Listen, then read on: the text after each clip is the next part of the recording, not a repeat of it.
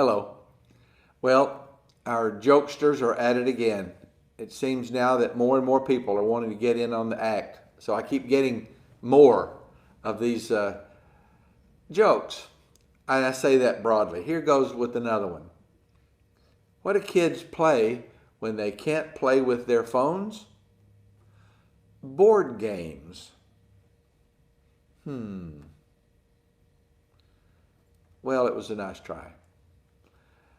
And since we're talking about cell phones and technology, I believe it's really time for us to go through a reboot, a return to fundamentals. Just about the most famous National Football League story is the one about legendary coach Vince Lombardi. He became the head coach of the Green Bay Packers, a terrible team, stuck at the bottom of the standings year after year. As he entered the dressing room the first day of practice of the first year, he said, "Men, it's time for us to get back to the fundamentals. This is a football."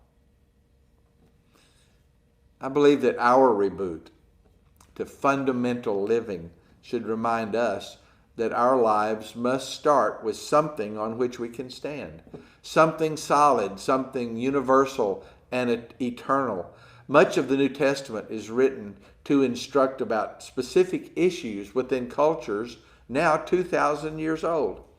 So it's up to us to determine through study and prayer which of the guidelines remain true and impacting on us today. And that takes us to the basic, eternal, universal truth.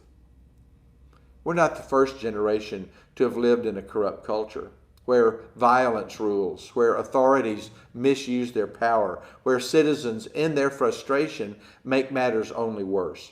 During these times, it seems normal to react to the last reaction, which reacted to the previous reaction. And that takes us even further from the original issue, so that root causes disappear and blame rules the day. The Apostle Paul addresses Christians as they live under the rule of a corrupt government. He gives them a basic yet idealistic principle, then finishes his instruction by reminding them of the most fundamental, most universal, most eternal guiding force of all. Here's what he wrote. Everyone must submit to governing authorities, for all authority comes from God, and those in positions of authority have been placed there by God. So anyone who rebels against authority is rebelling against what God instituted, and they will be punished. For the authorities do not strike fear in people who are doing right, but in those who are doing wrong. Would you like to live without fear of the authorities?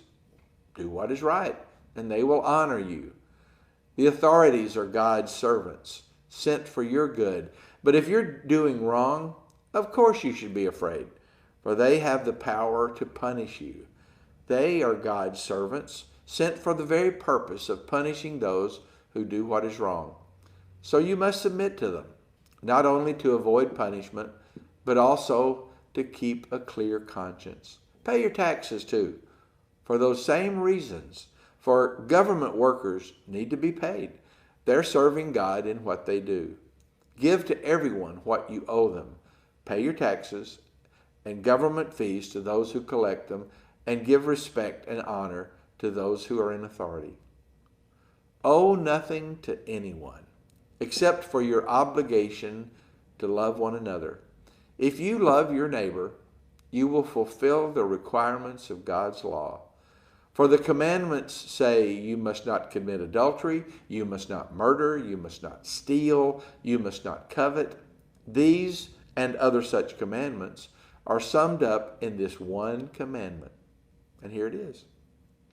Love your neighbor as yourself. Love does no wrong to others, so love fulfills the requirements of God's law. Paul wrote that, and he said that at the bottom of all issues, whether it be injustice or lawless reactions, the answer is love. Take care. I'll talk to you tomorrow.